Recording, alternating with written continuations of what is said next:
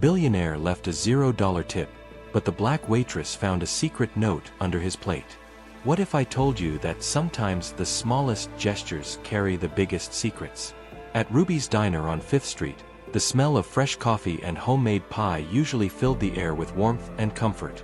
But on this particular Tuesday evening, something extraordinary was about to unfold that would change one woman's life forever.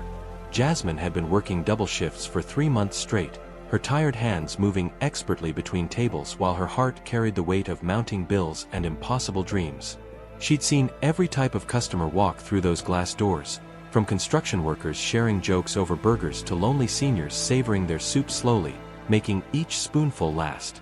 But when a man in an expensive suit walked in that night, leaving behind what appeared to be the cruelest insult she'd ever received, Jasmine had no idea she was about to discover that appearances can be devastatingly deceiving. Where are you watching from tonight?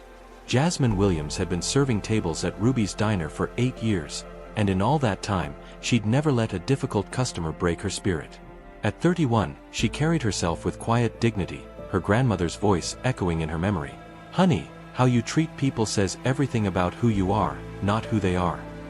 Those words had gotten her through countless long nights, rude customers, and the constant ache in her feet from standing for 12 hours straight. The diner itself was a slice of old America, with red vinyl booths, checkered floors, and walls covered in faded photographs of the neighborhood's golden days.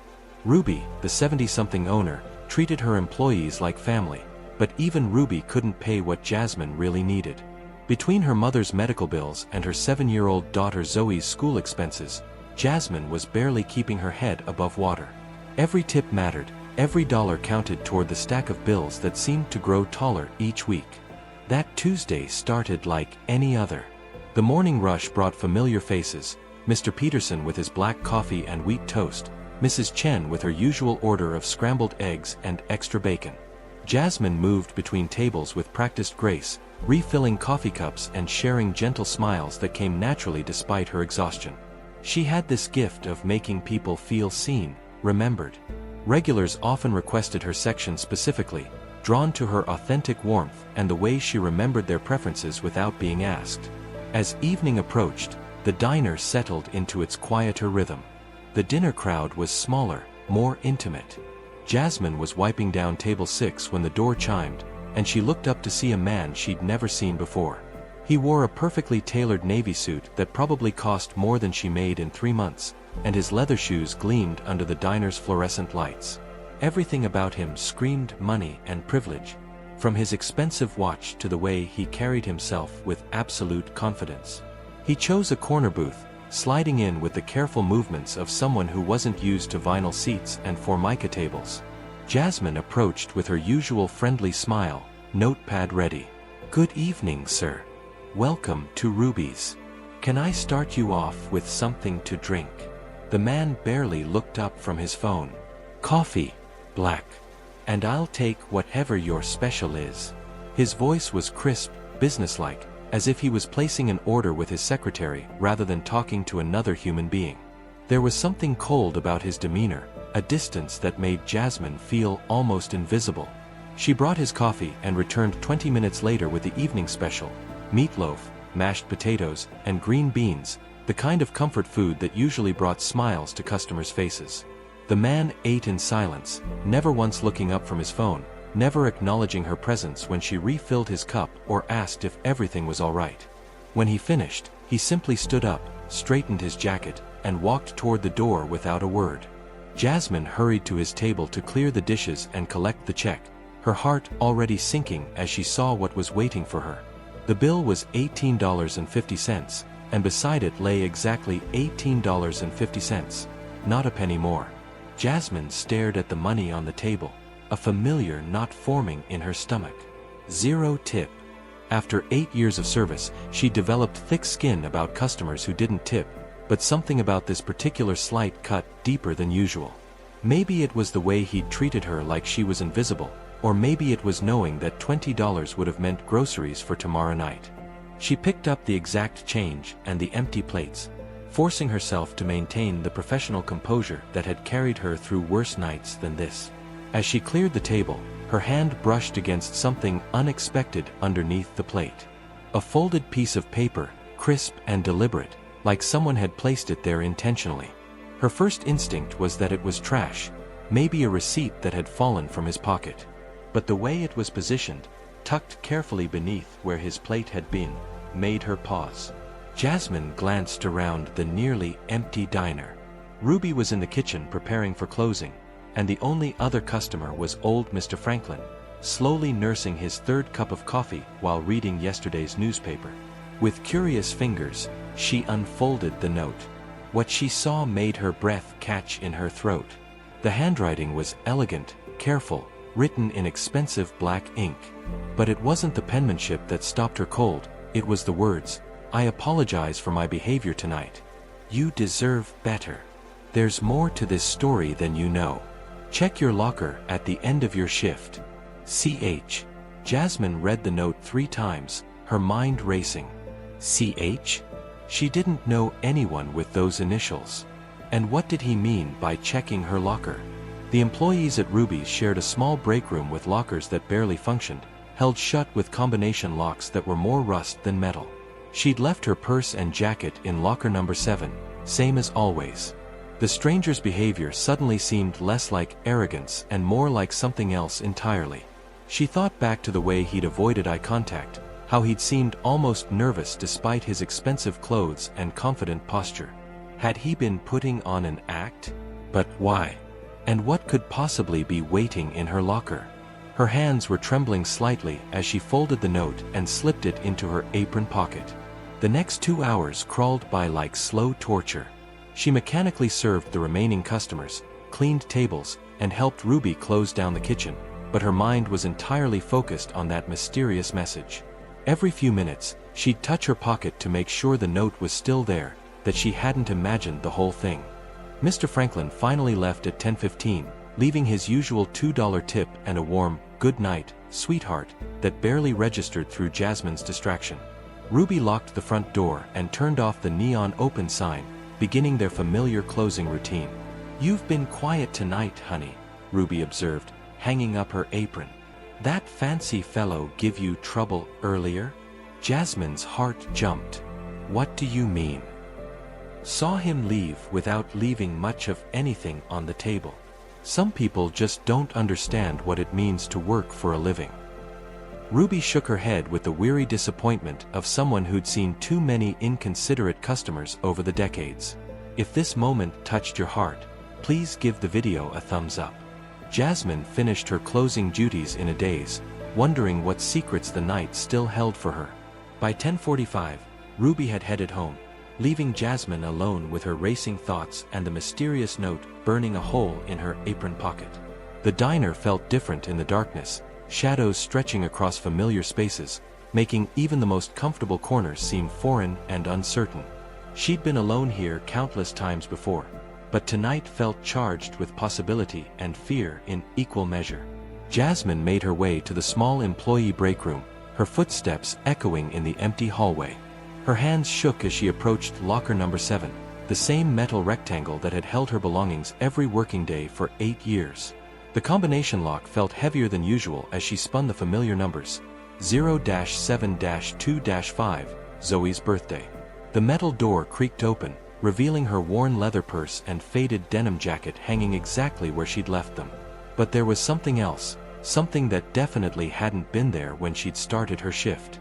Sitting on the narrow shelf was an envelope, thick and cream-colored, with her name written across the front in the same elegant handwriting from the note. Inside the envelope was a letter, and paper clipped to it was a check that made her knees weak. $25,000. Made out to Jasmine Williams, signed by someone named Christopher Hayes. Her vision blurred as she tried to process the number, counting the zeros twice to make sure she wasn't hallucinating from exhaustion and stress. The letter explained everything, and nothing, all at once. Christopher Hayes wrote that he was a successful businessman who had inherited his wealth rather than earned it. For the past year, he'd been conducting what he called dignity tests, visiting working-class establishments, observing how staff were treated by other customers, and rewarding those who maintained their grace and professionalism despite difficult circumstances. "I've been watching this diner for 3 weeks," the letter continued. "I've seen you handle drunk customers with patience, comfort crying children while their parents argued, and treat elderly customers with genuine warmth even during your busiest shifts. Tonight, I wanted to see how you'd respond when the difficult customer was me. You passed every test with flying colors. But it was the final paragraph that brought tears to her eyes. My assistant spoke with Ruby yesterday. She mentioned that you're struggling with medical bills for your mother and want to go back to school to become a nurse. This money isn't charity, it's recognition of the nurse's heart you already have. You've been healing people in this diner for years, now you can make it official. Jasmine's legs gave out, and she sank onto the small wooden bench, clutching the letter and check with trembling hands. All those nights when she'd fallen into bed exhausted, wondering if anyone noticed her efforts, if her work mattered beyond paying bills and keeping food on the table. Someone had not only noticed, they'd seen something in her that she'd almost forgotten herself. The weight of hope was almost overwhelming. $25,000 would cover her mother's remaining medical debt, allow her to enroll in nursing school, maybe even let her take Zoe on the vacation they'd been dreaming about for years. But more than the money, it was the recognition that broke her heart wide open. Someone had seen her worth when she'd begun to doubt it herself. Have you ever faced something like this? Let us know in the comments. Jasmine sat in the quiet break room, holding her future in her hands, and for the first time in months, she believed that dreams could actually come true. Jasmine drove home in a daze, the letter and check safely tucked in her purse beside her. The familiar streets looked different somehow, as if the world had shifted on its axis and everything she thought she knew about her life needed to be reconsidered. She kept glancing at her rearview mirror, half expecting to wake up from what felt like the most vivid dream she'd ever had. When she pulled into the driveway of her small rental house, the porch light was still on. Mrs. Rodriguez, her neighbor and babysitter, opened the door before Jasmine could even reach for her keys. "She's been asleep for 2 hours," the elderly woman said with a knowing smile. "But she made you a picture at school today. Said it was important." Jasmine thanked Mrs. Rodriguez and quietly entered her daughter's room, where 7-year-old Zoe was sleeping peacefully, surrounded by the stuffed animals they'd collected over the years from thrift stores and garage sales. On the nightstand was a drawing in crayon, a stick figure woman in a uniform standing next to a building labeled "Hospital," with the words, "Mommy the Nurse," written in careful second-grade letters at the bottom. The timing was almost too perfect to be real. Jasmine sat on the edge of Zoe's bed, touching her daughter's soft hair and remembering all the nights when Zoe had asked why Mommy had to work so much, why they couldn't afford the things other kids had. She'd always promised that things would get better, that they were working towards something bigger, but even she had begun to doubt whether those promises were just wishful thinking. The next morning, Jasmine called Ruby to request a personal day, something she'd never done in 8 years unless Zoe was sick. Ruby's gruff exterior melted when she heard the emotion in Jasmine's voice. "Take all the time you need, honey. Your tables will be here when you're ready." Jasmine's first stop was the bank, where a kind manager named Patricia helped her deposit the check and set up accounts for Zoe's college fund and her own nursing school expenses. Patricia had worked with enough families to recognize the look of someone whose life was about to change dramatically. "Congratulations," she said simply, handing Jasmine a receipt that confirmed her new reality.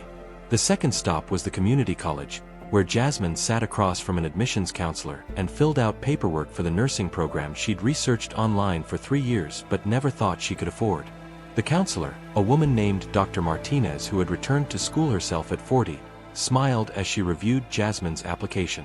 "We need more nurses like you," she said. "People who understand that." By afternoon, Jasmine found herself back at Ruby's diner, not to work, but to share her news with the woman who'd become like a second mother to her. Ruby listened with tears in her eyes as Jasmine explained about the mysterious customer and his incredible gift. "Always knew you were special," Ruby said, pulling her into a fierce hug. "That young man just recognized what the rest of us already knew." As Jasmine prepared to leave, she noticed a familiar figure in the corner booth, the same booth where Christopher Hayes had sat the night before. But this time, it was occupied by a young single mother struggling to keep her toddler quiet while she counted out exact change for her meal. If you've been enjoying this story, subscribe to our channel for more heartwarming tales. Jasmine approached the table with a smile, ready to pay forward the kindness she'd received, knowing that sometimes the most powerful gifts come from understanding what it means to struggle. 6 months later, Jasmine Williams walked into Ruby's diner wearing scrubs instead of her old uniform.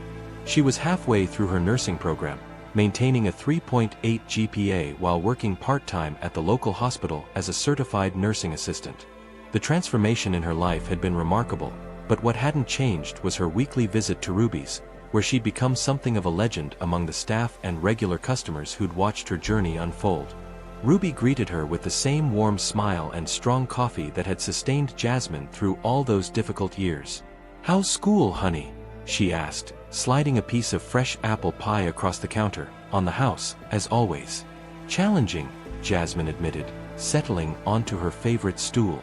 "But every day I understand more why this was always meant to be my path. Yesterday, I helped comfort an elderly man who was scared about his surgery, and I realized I've been doing that kind of healing work here for years." The diner was busier than usual for a Tuesday afternoon, filled with a familiar mix of construction workers, office employees on lunch breaks, and seniors who treated Ruby's like their personal social club. At table 6, Jasmine noticed a young man in a business suit looking uncomfortable as he waited for his order. He seemed nervous, checking his phone repeatedly and glancing toward the kitchen. "That's the third time this week he's been in," Ruby mentioned, following Jasmine's gaze. "Orders the same thing, leaves exact change, barely says a word to Michelle." She paused, a knowing look crossing her weathered face. "Reminds me of someone else who used to come in here." Jasmine smiled, understanding immediately. Christopher Hayes had never returned to Ruby's after that transformative night, but his influence had rippled through the diner in unexpected ways. Ruby had started a small fund for employees facing emergencies, and several customers had begun leaving larger tips after hearing Jasmine's story. The kindness had become contagious, spreading through the community one gesture at a time. As Jasmine prepared to leave for her evening classes, the nervous young man approached the counter to pay his bill. Michelle, the newest waitress, served him with the same professional warmth that Jasmine had once shown, treating him with dignity despite his apparent social awkwardness. When he left without leaving a tip, Michelle simply smiled and began clearing his table. "Keep being yourself," Jasmine whispered to Michelle as she passed. "You never know who's watching, or what they might see in you that you don't see in yourself." Walking to her car, Jasmine thought about the mysterious note that had changed everything, still tucked safely in her jewelry box at home alongside her nursing school acceptance letter and Zoe's drawing of Mommy the nurse. Sometimes she wondered if Christopher Hayes knew how far his kindness had reached, how many lives had been touched by his decision to see dignity where others saw only service. Zoe was waiting at home with homework and stories about her day, eager to hear about her mother's adventures in the world of medical terminology and patient care. Their small house felt different now, not bigger, but somehow more spacious, filled with the comfort that comes from knowing the future holds promise instead of just more struggle. If you enjoyed this story, please remember to like, leave a comment with your thoughts, and subscribe for more heartwarming tales. Sometimes the most extraordinary gifts come disguised as ordinary moments, and the greatest kindness is simply seeing each other's humanity.